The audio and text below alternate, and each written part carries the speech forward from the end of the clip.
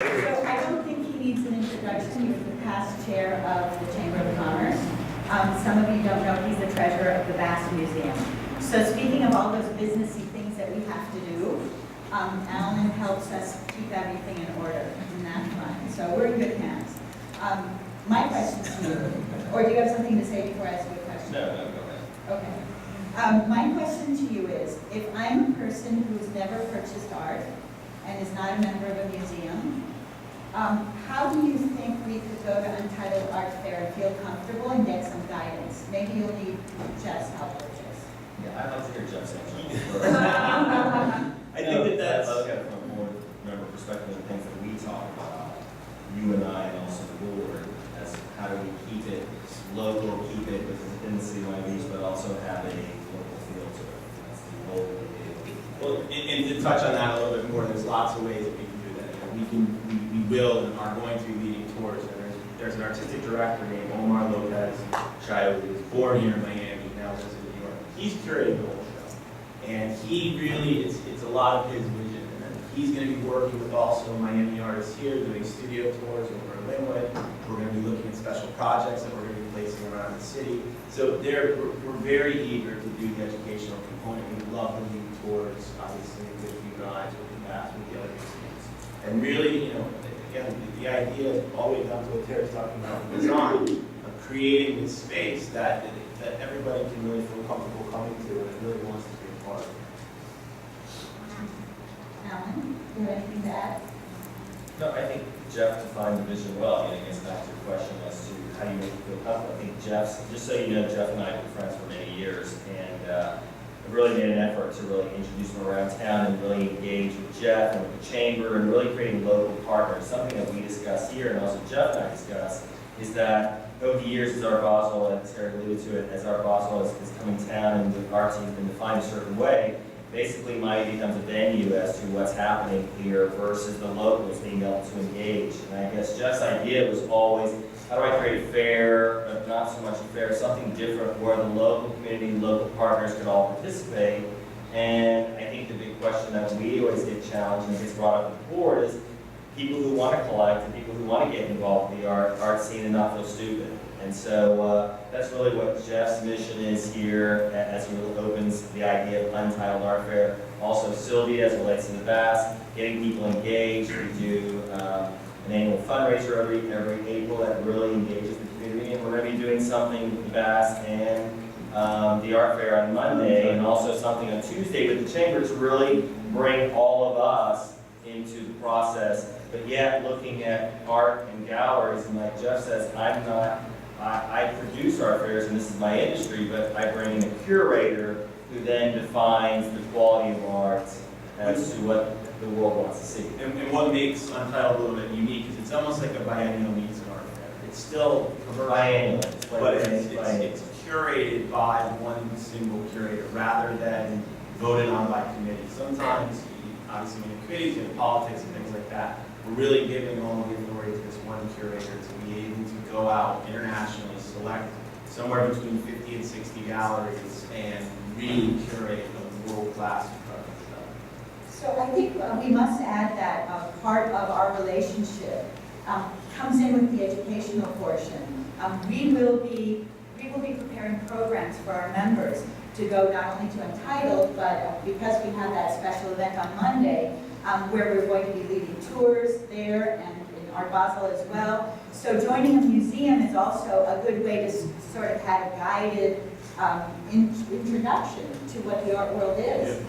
We'll have Art Public, which is a public sculpture show like right across on our lawn, and we'll be having guided tours of that. So I encourage you to come close to museums and to art fairs because there are systems in place that really just let you guide you right through the process. And it's fun. It's very fun. It is, and you don't need to have a special degree for art or you don't have to have a lot of money. You just have to be passionate about it. There are works at Untitled that are going to be $500, $1,000, sometimes even less than that. The special things that you can do, they're $100 for us. There'll also be work that'll be, $500,000. But there's a full range of full spectrum, and there's no barrier of entry. Anybody can come and appreciate it. Well, I think one of my questions to you, I think one of my first questions to you is there going to be hangout space? Absolutely, that's very much. Do you want to talk to us about that, Terry? In essence, what happens under that tent should be a microcosm of Miami. The art should be there, of course, but hopefully an awareness of the landscape, the fact that it's going to be right near the beach, it's amazing. But this isn't like a tedious thing. This is an enjoyable thing. It's something we want to do for a long time. So in addition to looking at art, we need a place to sit, we need a place to rest, we need a place to talk, a place to get something to eat. And again, we're trying to emphasize some of the art fairs are all about VIP this and VIP that, and we're trying to create a space where the art speaks and you can engage it directly, and you can actually enjoy yourself and feel part of a group that is taking part in a larger event. Yeah, I think we very much envision Untitled as being a space during that week where people are just going to really want to go and take it in, but also hang out and spend time there. It's going to be very much part of Miami Beach. I'd also say the irony of all this is, as you kind of referenced, that Miami is really going on the beach as well. Art Basel, there's never been anything on the beach yet, but yet wine and food happens on the beach, and that was kind of this idea that this all came about with Jerry and Max Millar and driving around, trying to figure out this idea of how we move it to North Beach first, try to drive a new idea, more business back to the beach.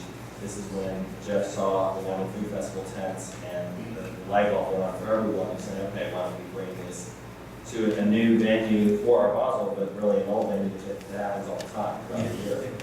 So before we open to some questions, I want to point out the great job that the Art and Culture Council of the Chamber of Commerce is doing, because that council put us together, and that council brought me here, and that council will be telling you and informing you of all the activities that are going to be going on, not only during Art Basel, but moving forward. So I hope that you decide to participate.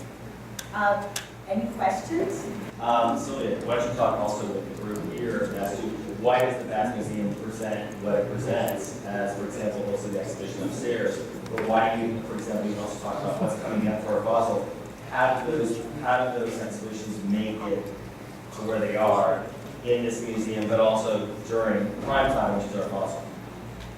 Well, I mentioned our mission statement, exploring connections between our historical collection and contemporary art.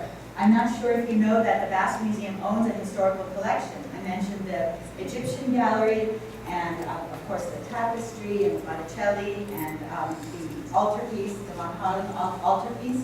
So we are looking for contemporary artists that are working in the same themes and in the same stylistic concerns as these old masters. So we call the series the Endless Renaissance, because it's this endless influencing circle that goes back. I heard a professor the other day talk to an art student say, whether you like it or not, you are working in an art historical continuum.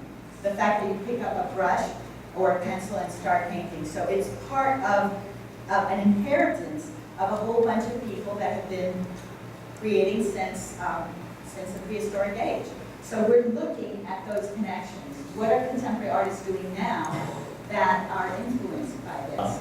Where are art fairs going now, as not so much here in Miami, but also with the Frieze, what happened in New York? What's Just globally, I mean, art fairs they're a critical component of the business now, for good and bad. big business? Having being an owner of one, it's where the majority of business is happening. The world has become so global that you don't have collectors just walking around New York, or even walking around. I mean, people are still, galleries that are selling in their galleries in Wynwood, but they need the art fairs to reach that global market.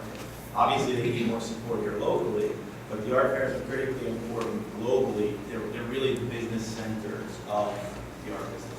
They really are. And again, it's great for business. It's great for business across the board. I mean, it's great for hotels, it's great for travel, transportation, it's great for restaurants, but they are a critical component. It's great for museums as well. I must say that last Art Basel, our attendance went up 50%. We had 9,000 people coming through the museum. 5 days. And that's fantastic